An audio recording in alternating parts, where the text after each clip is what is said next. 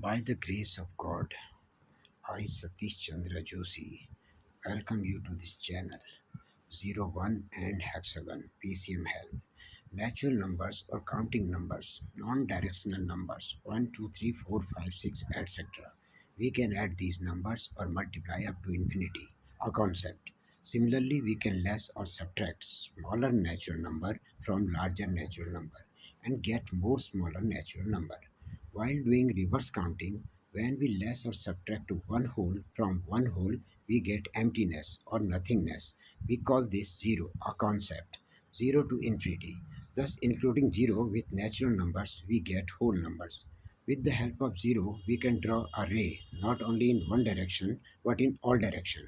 Starting from 0, now again we focus on number 1 and question arises that this 1 suddenly appears from 0 or continuous from 0 to 1. That is 1 can have infinite parts at least theoretically. In this way, 1 is strange as it can neither reach 0 nor infinity. We conclude that it is continuous as well as discrete.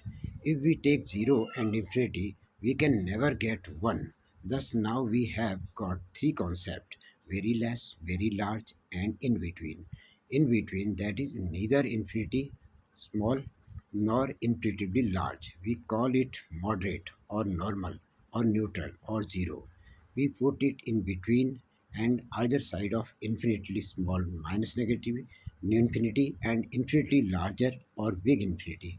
In the same manner, we can consider such two more zeros adjacent to the existing zero, one in the direction of plus infinity and other in the direction of minus infinity. Immediately, we can consider any of the one as minus 1 and other one as plus 1 respectively. We can get minus 2 plus 2 minus 3 plus 3 etc.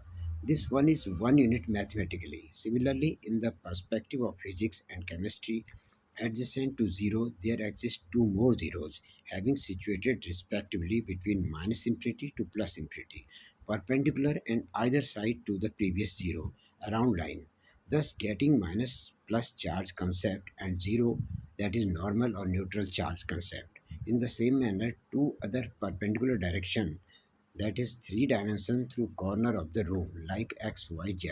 Three dimension can be found and explained. However, one further question arises, that is, can be less or subtract one or any of the whole number from 0?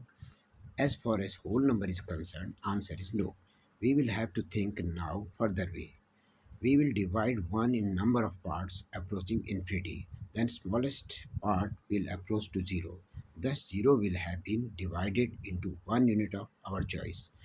With this all above mentioned, one unit part of our choice of this video is completed. Thanks for watching. Do subscribe, like and comment if any please. Thank you, oh my almighty God. Thank you so much again and again for your greatness and kindness. Bye bye. See you again. Thank you.